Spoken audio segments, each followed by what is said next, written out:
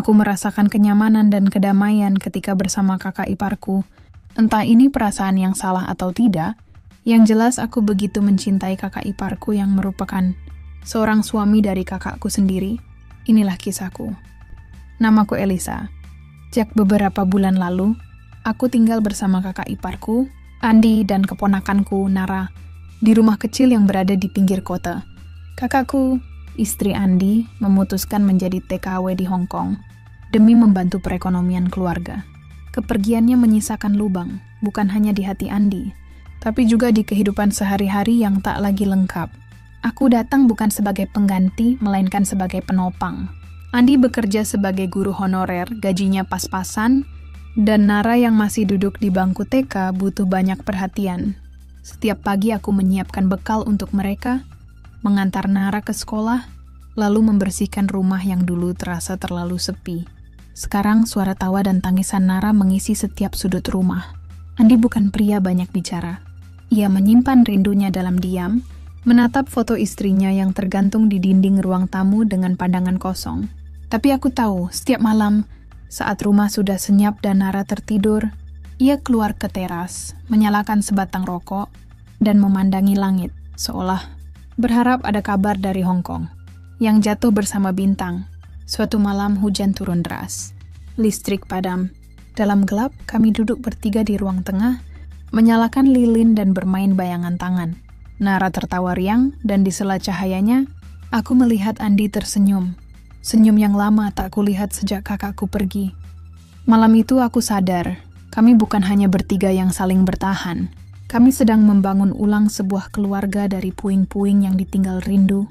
Setiap pagi aku bangun lebih dulu, sebelum ayam berkokok dan sebelum matahari sempat mengintip dari balik tirai jendela. Aku menyapu halaman, menyiapkan sarapan, lalu membangunkan Nara dengan lagu-lagu kecil yang biasa dinyanyikan ibunya. Ia akan membuka matanya perlahan, mengucek mata, lalu tersenyum sambil memelukku. "Aunty Lisa, mimpiku seru tadi," katanya pagi itu. "Aku main sama mama di taman."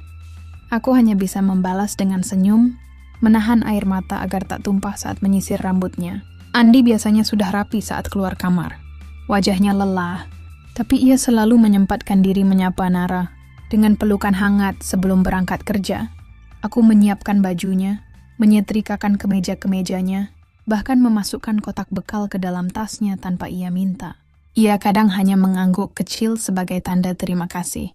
Hari-hariku terasa seperti pengulangan, tapi ada semacam ketenangan dalam rutinitas itu. Mengurus rumah, menjaga Nara, menyiapkan makan malam. Kadang aku berpikir, ini bukan hanya soal membantu, tapi juga pengalihan dari rasa sepi yang juga diam-diam tumbuh di hatiku.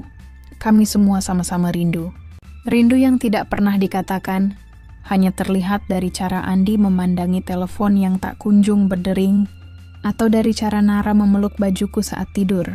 Suatu sore, saat aku menjemput Nara dari sekolah, dia bertanya, "Aunty, nanti kalau mama pulang, kamu masih tinggal di sini kan?"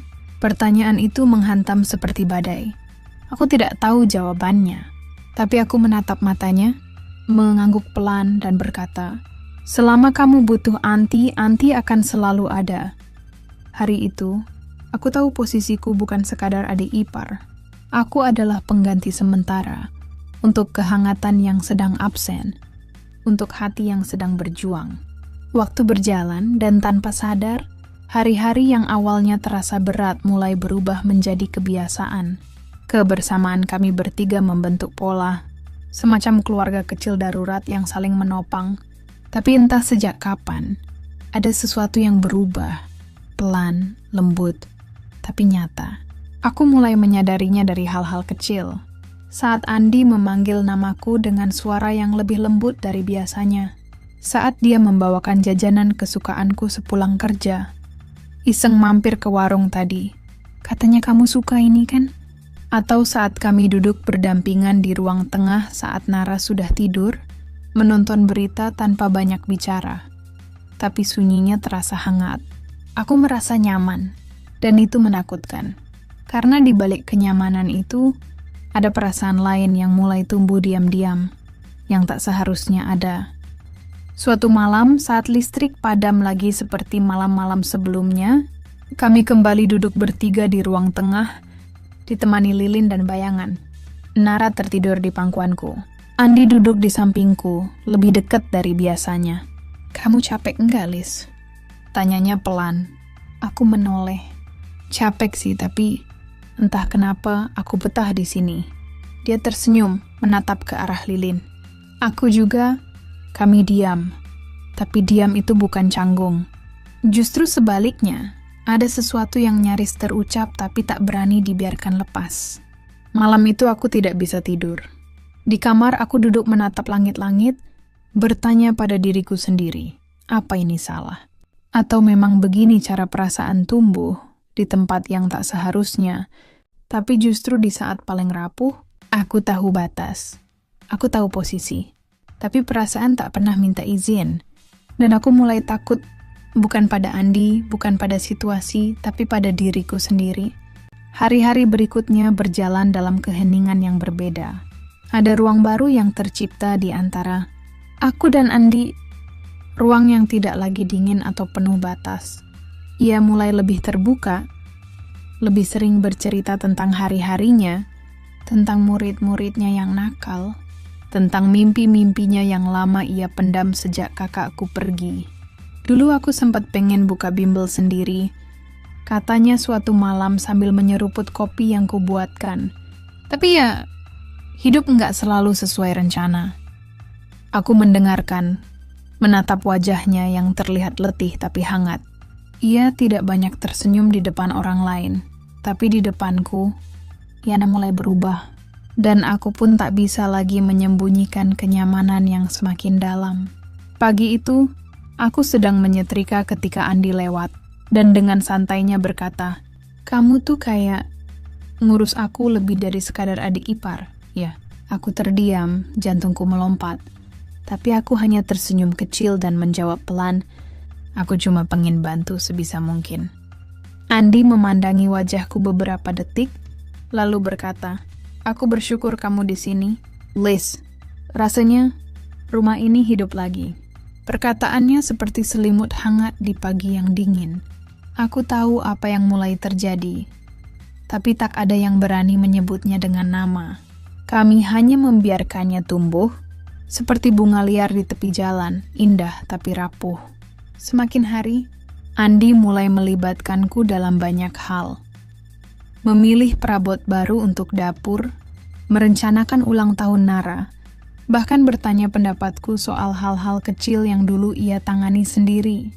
Kadang ia memanggilku tanpa sadar, "Sayang," lalu buru-buru meralat seolah tersadar siapa aku sebenarnya. Aku pura-pura tak dengar, pura-pura tak paham, tapi hati ini tahu semuanya tak lagi sama. Nara pun semakin lengket denganku. "Kita ini kayak keluarga beneran ya, Anti," katanya sambil menggambar. Di kertasnya ia menggambar 3 sosok, seorang pria, seorang wanita, dan seorang anak kecil. Di bawahnya ia tulis, "Aku, Papa, dan Mama Lisa." Aku tercekat, ingin tertawa tapi juga ingin menangis. Malamnya, aku berdiri cukup lama di depan cermin, memandangi bayanganku sendiri. Aku mulai bertanya, sampai kapan semua ini bisa dibiarkan? Dan jika memang perasaan ini bukan salah, apakah dunia akan menganggapnya begitu? Malam itu hujan turun deras, membasahi jendela dan menyelimuti rumah dengan suara gemuruh yang tak henti. Listrik kembali padam, seperti beberapa malam sebelumnya, seolah semesta sengaja menciptakan ruang untuk kami tenggelam dalam senyap yang paling jujur. Nara sudah terlelap di kamar. Aku duduk di ruang tengah, ditemani lilin dan bayangan yang menari di dinding. Andi datang membawa 2 cangkir teh hangat, duduk di sebelahku, lebih dekat dari biasanya. "Liz," suaranya pelan, nyaris berbisik. "Pernah nggak kamu ngerasa rumah ini terlalu sepi kalau kamu nggak ada?" Aku menoleh perlahan. Tatapan kami bertemu. Mata Andi penuh hal yang tak diucapkan, seolah ribuan kata terkunci di sana. Aku tahu apa yang sedang terjadi. Aku tahu perasaan ini sudah melewati batas yang selama ini kujaga. Tapi saat tangannya menyentuh tanganku, Saat genggamannya hangat dan tak melepaskan, aku tak menarik diri. Maaf, bisiknya pelan nyaris patah. Dan aku hanya menjawab, aku juga. Tak ada lagi kata setelah itu. Yang ada hanya keheningan yang perlahan berubah menjadi kehangatan, lalu menjadi pelarian dari rindu, dari sepi, dari batas-batas yang telah kami langgar bersama. Malam itu, kami tenggelam dalam perasaan yang tak seharusnya, dalam pelukan yang seharusnya bukan milikku. Setelah semuanya usai, kami hanya diam. Ia menggenggam tanganku dengan lembut, seperti tak ingin aku menjauh. Tapi aku tahu, segalanya tak akan lagi sama. Aku berbaring di ranjang yang bukan milikku, di pelukan pria yang seharusnya hanya kupanggil kakak ipar. Hatiku penuh rasa bersalah pada kakakku, pada Nara, pada diriku sendiri. Namun di sisi lain, ada bagian kecil dari hatiku yang merasa lengkap. Dan itulah yang paling kutakuti. Tentu, ini lanjutan ceritanya. Kali ini kita akan menyelami perubahan batin, Elisa yang mulai terbawa arus kenyamanan, dan bagaimana hubungannya dengan Andi semakin dalam, meski batas moral telah lama terlewati. Sejak malam itu, segalanya berubah. Bukan dengan gegap gempita, bukan pula dengan drama. Justru sebaliknya, semua terjadi begitu lembut, seperti aliran sungai yang perlahan mengikis batu hingga tak terasa. Aku mulai terbiasa dengan kehangatan di sisi tempat tidur. Dengan genggaman tangan Andi sebelum tidur, dengan pelukannya di pagi hari yang seolah berkata, "Kamu milikku sekarang." Yang anehnya, aku tak merasa bersalah. Tidak ada rasa canggung. Tiada ada penolakan dari hatiku. Yang ada hanya kenyamanan, rasa damai yang sudah lama tak kurasakan. Kami hidup seperti pasangan diam-diam, saling tahu peran, saling mengisi kekosongan yang dulu ditinggal pergi. Andi memperlakukanku layaknya istri. Ia membawaku ke pasar saat akhir pekan, memintaku memilih lauk, bahkan menanyakan pendapatku soal renovasi dapur kecil kami. Di depan Nara, kami tetap menjaga sikap, tapi anak kecil itu tahu lebih banyak dari yang kami sangka. "Anti, kenapa sekarang kamu tidur di kamar papa terus?" Tanyanya polos suatu pagi. Aku terdiam, tapi Andi mendekatinya, tersenyum dan menjawab ringan, karena Aunty suka nemenin papa supaya nggak kesepian. Dan anehnya, jawabannya tak salah. Hari-hari berlalu, dan aku tak lagi menghitung waktu. Sejak perasaan ini berubah dari sekadar simpati menjadi keterikatan.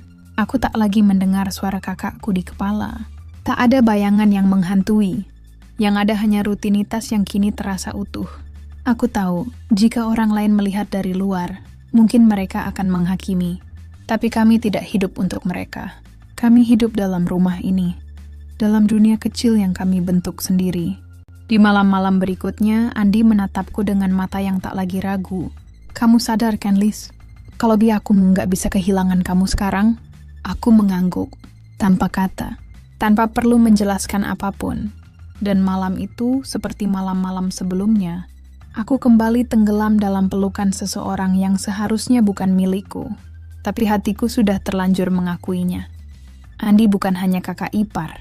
Dia rumahku sekarang.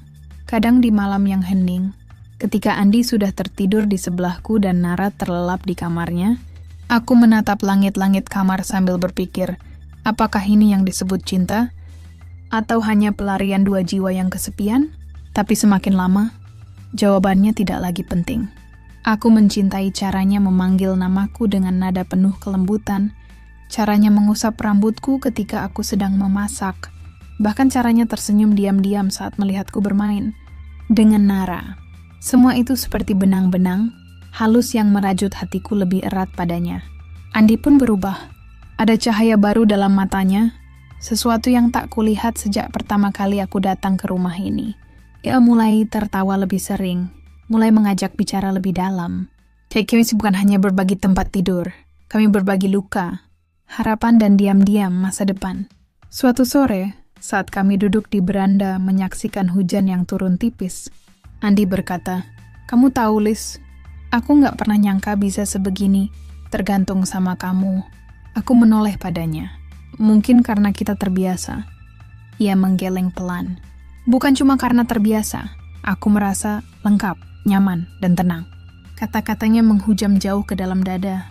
Aku memandang wajahnya, dan untuk sesaat, Bayangan kakakku muncul di sela-sela pikiranku, tapi hanya sebentar. Karena setelah itu, aku hanya melihat Andi, pria yang kini bukan sekadar suami kakakku, tapi seseorang yang membuatku merasa hidup lagi. Kami tak pernah bicara soal perasaan secara langsung. Tak ada pengakuan cinta yang megah, tak ada janji-janji manis, tapi semua tersirat dari perlakuannya. Dari caranya menyiapkan jaketku saat pagi dingin, dari caranya membiarkan aku tertidur di sofa lalu menggendongku ke kamar, dari caranya menatapku seperti aku satu-satunya tempatnya pulang. Aku tahu, ini bukan kisah cinta yang indah menurut orang lain. Tapi bagi kami, yang bertemu dalam kesendirian, yang jatuh bukan karena ingin, tapi karena keadaan, ini adalah rumah yang tak pernah kami cari, tapi kami temukan bersama. Dan semakin hari aku pun mulai yakin, aku mencintainya. Tanpa takut, tanpa ragu. 3 tahun berlalu seperti bayangan senja. Pelan, tapi pasti menggelap. Rumah ini sudah terlalu penuh kenangan.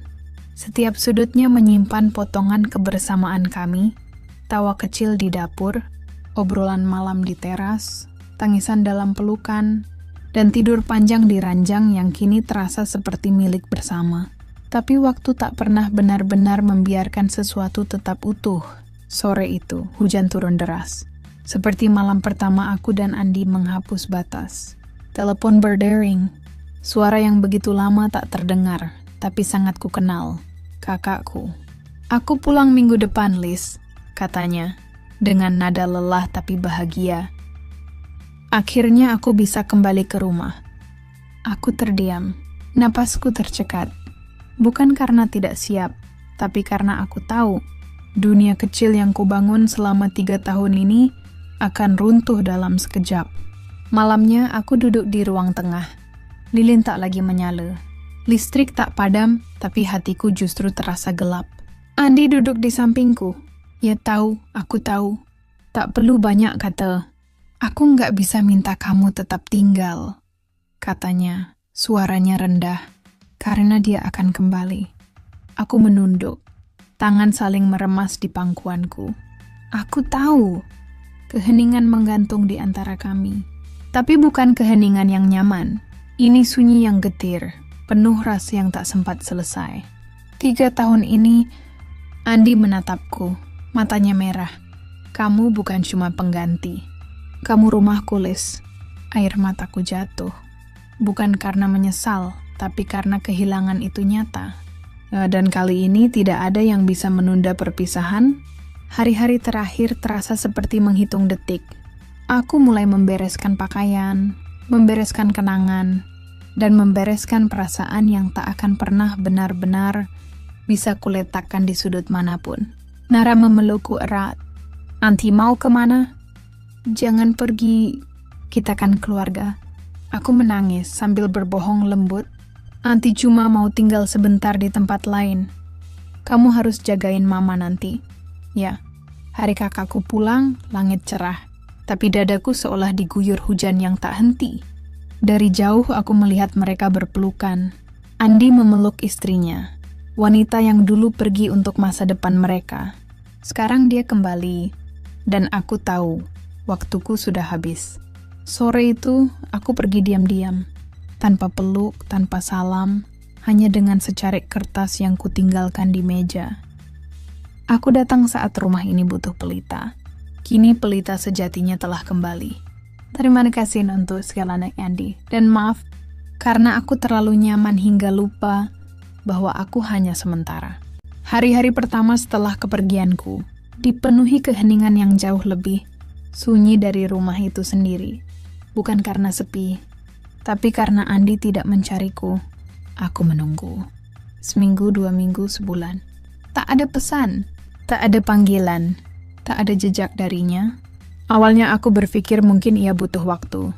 Mungkin ia sedang menyusun kata, mencari ruang, atau menunggu saat yang tepat. Tapi waktu berjalan, dan kenyataan mulai mengetuk pintuku dengan keras. Mungkin aku memang hanya bayangan di tengah ketidakhadirannya istri. Bukan cinta, hanya pelampiasan. Perih itu datang perlahan. Tidak menggelegar, tapi tajam. Kupandangi ponselku setiap malam sebelum tidur, Berharap ada satu pesan saja dari nama yang dulu selalu membuatku merasa hidup, tapi layar tetap kosong. Seperti hati Andi, mungkin kosong sejak dia kembali menjadi suami yang sebenarnya.